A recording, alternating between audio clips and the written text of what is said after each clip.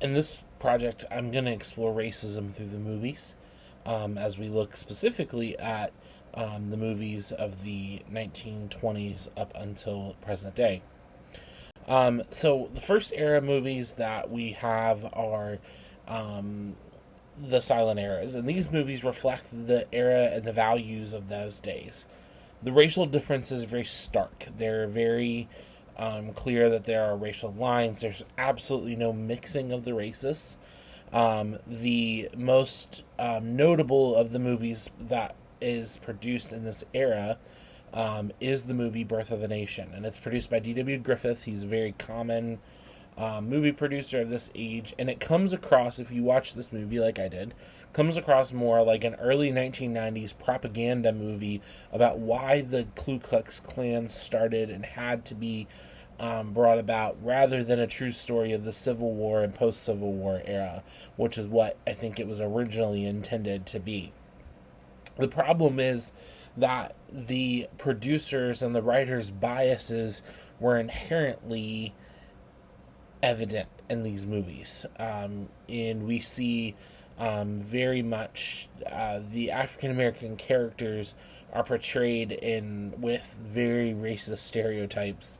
They're portrayed with as almost being less intelligent than the white characters. How those, how these characters are, how these characters are just talked about by the white characters in the movie is a significant the language that is used, again, very common for that time frame, that time period, but very abrasive to a 20th century watcher of this movie. I know I watched this movie and had to kind of walk away a couple times because I just found myself being more and more frustrated with how what I was seeing and how things are being portrayed. The races were very segregated. So even the fact of white characters and African American characters kind of coming together was a big deal. And so instead of the main African American characters who had speaking roles were not played by African American actors, they were played by white actors wearing blackface, which again is an incredibly racist way of portraying these types of characters. So as we jump from the 1920s into the 1930s and 40s, one of the biggest things that we're seeing is not a cultural change in how things are being presented, but we're seeing a technological advance. So the movie industry itself is seeing kind of a rebirth and a rebrand. We're seeing the talkies now, the black and white film with the text and the dialogue that is happening in the moment. That's what we're seeing, but we're not seeing a shift in culture. Very much the same as the 1920s, the cultural aspect and the views about racism in the United States, specifically in the South, but across the entire nation as a whole. As we go to think about some of the movies of this time frame, one of the biggest one and one of the most award-winning ones was the epic Gone with the Wind, which is a adaptation of a book that had been written at that time. And one of the things that I noticed as I watched it again, I had seen it before, but as I watched it again, especially in light of watching Birth of a Nation the week before, is that while it was not as outright propaganda-esque as Birth of the Nation was, there was some elements of that in there. Some elements of trying to kind of downplay the horrors of slavery, and kind of portraying slaves as being relatively content prior to the Civil War, and not really needing to, not really, it just not being that bad. And I think we see that in Gone with the Wind. Now, it is a secondary storyline. It is not the major storyline. So I think if it was the major storyline, I think there would be more to that concept. But it is a secondary storyline, but it is there. There is that undercurrent there as we think about that. Now, one of the things I wanted to highlight about this, because I felt like this really kind of encapsulated what the culture was doing at the time, is some of the outside non-screen related things that happened in the world around the premiere and the awards that Gone with the Wind won at that time. Um, Gone with the Wind premiered in Atlanta in a movie theater, and due to segregation laws of the state of Atlanta, Hattie McDaniel, who was one of the main characters in the movie, she played Mamie, the maid of Scarlett O'Hare, and she was not allowed to attend the premiere of the movie because in Atlanta, African Americans and white people were not allowed to go to the same movie theaters, and she was not able to attend that premiere. Actor Clark Gable, who played Rhett Butler, threatened to boycott when he heard this, but McDaniel. The story goes that Hattie McDaniel, talked him into attending, even though she wouldn't be able to attend, knowing that it would hurt the film if he did threaten this boycott. And possibly hurt his career. She encouraged him to attend, and he did end up attending.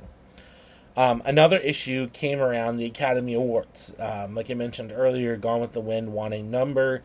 I think it's 5 Academy Awards. Hattie McDaniel herself won a Academy Award for female actress. She was the first woman of color to win an Academy Award, and there would not be another female of color to win an Academy Award for another 50 years when Whoopi Goldberg would win for her performance in The Color Purple. Another issue was that the club that the Academy Awards were hosted in was a segregated club out in Los Angeles, and McDaniels was going to be not allowed to attend. But the director of the movie was a friend of the owner of the club, and as a favor to him, Hattie McDaniel was allowed to attend, but wasn't allowed to sit with the rest of the cast and got relegated to the back corner of the room, and then was denied later to the entry to the after party because of her race and it being in a whites only club.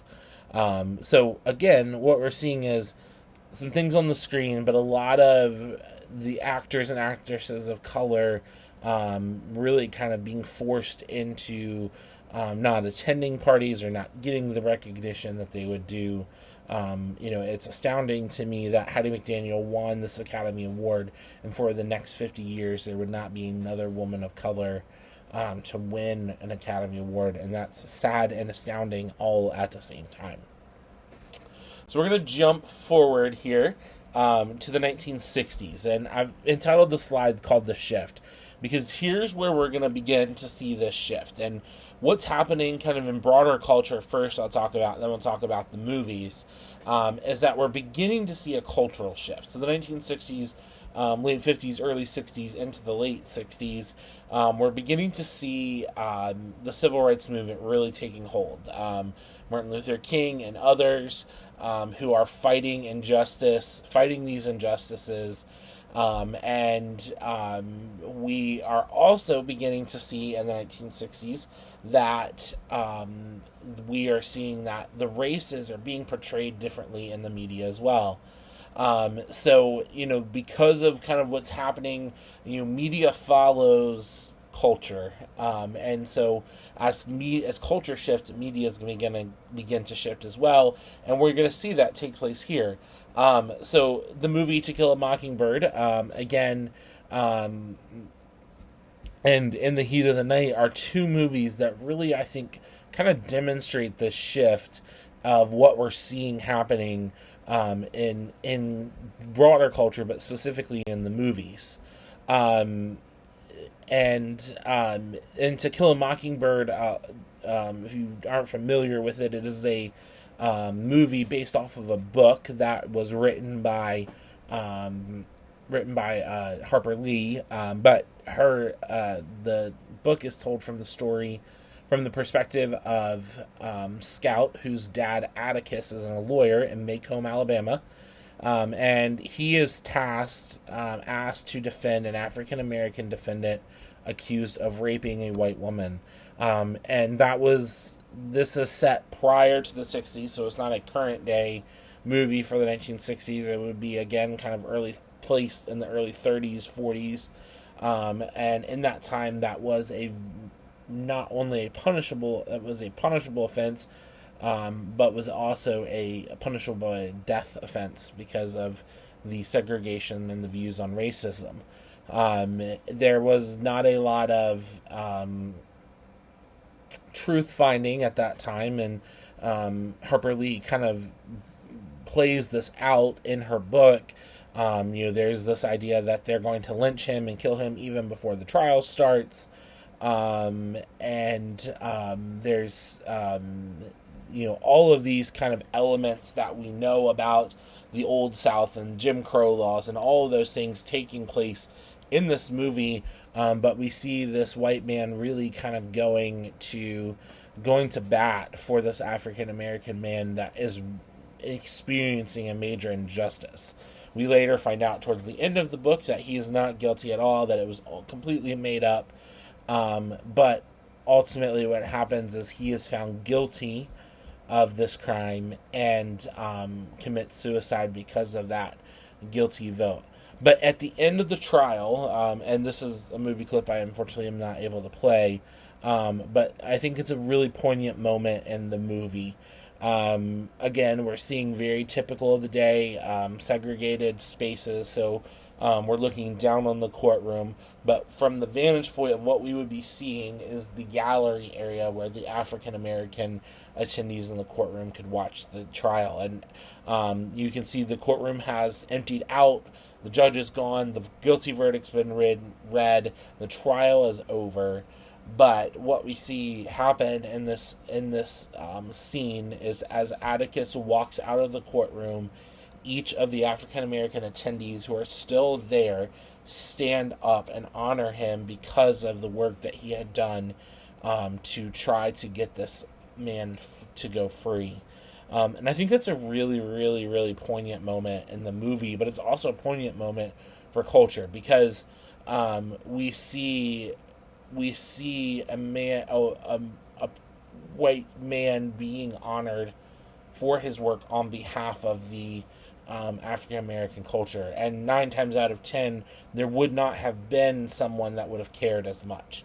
If Atticus had done what was normal for the men of his time, he would have thrown this trial, not given a care, and just let him go, and that's not what we see happen here. The other movie that we see here, In the Heat of the Night, is another movie from the 60s where we see this shift happening. And it tells the story of a murder of a white businessman in Sparta, Mississippi.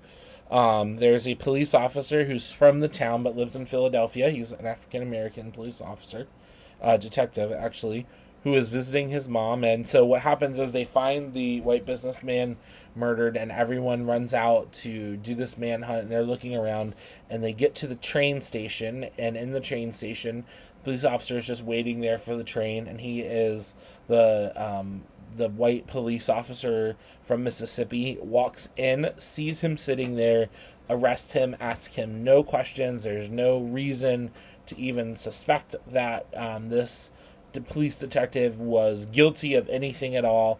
And we see this interchange happen again in this clip that you would have seen, where he arrests him, he brings him in, and the detective from Philadelphia, whose name is Virgil Tibbs, talks to the police chief, Bill Gillespie, and explains who he is.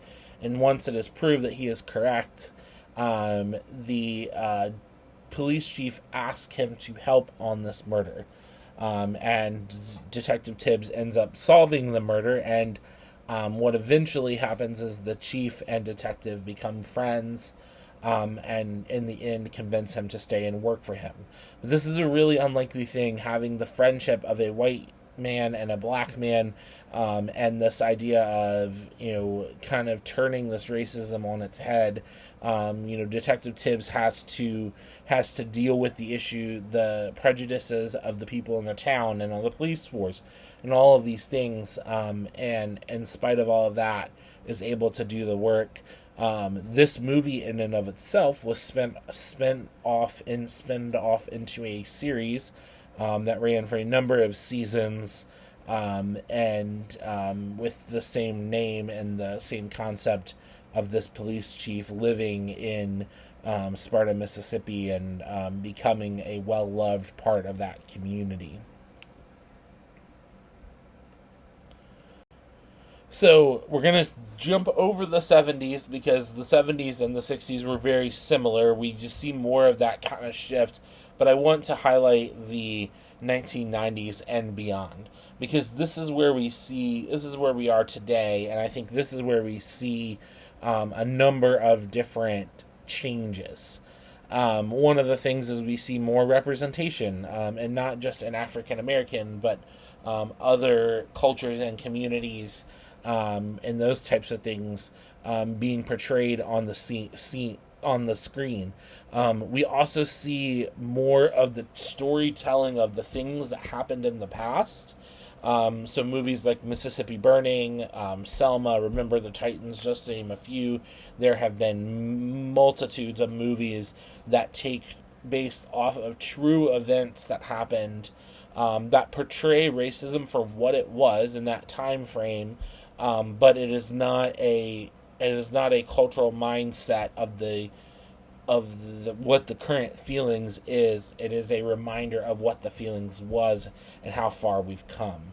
So we see this shift into sometimes the words and the language and the stereotypes are used, but there are warnings ahead of time that these things are used, and they're used in a way of not to be used because that's the prevailing language of the day, but they're used because that is what was used at the time, and they're trying to show an accurate portrayal of those things. And so I think beautiful stories. One of my favorites is Remember the Titans, because my grandmother attended T.C. Williams High School in the 1950s, so before integration. But when Remember the Titans came out, we as a family all got together and sat down and watched the movie with her, with my aunts and my uncles and my cousins, and she told stories about the school and some of the things, because she was living in the area at the time, some of the things that were going on, and so that has been very meaningful memories to me. But I do think we've seen the full gambit of change in the movies. We've seen, we go back to the early 20s and we see the racism and the outright racism and stereotypes, and we've seen the shift, and now we see that movie producers are telling stories so that we are reminded of where we were, so we won't ever relive that. And I think that's so important. And they're giving moviegoers an option to not have to, to choose to say, I don't want to watch this movie because it is triggering or it is something that I don't want to see. And moviegoers have that option because of the different labels that are on that, and labels that are on older movies as well. One of the things I noticed as I watched some of the older movies from this class is having those warning labels kind of on the outset of like, these are not views that are held or espoused by this movie producer or this person, or please take care when you're watching this, and those types of things. And I think that's really important and a true testament to the change of what we've seen now in the movie theater. I've really enjoyed this class and thinking through these topics and looking at cultural and theological aspects of the different movies that we've watched, and I have a list of movies to go back and watch, ones that I didn't have time to watch or didn't fit into, but what are interested to watch, and I'm very thankful for that, and have enjoyed studying these subjects.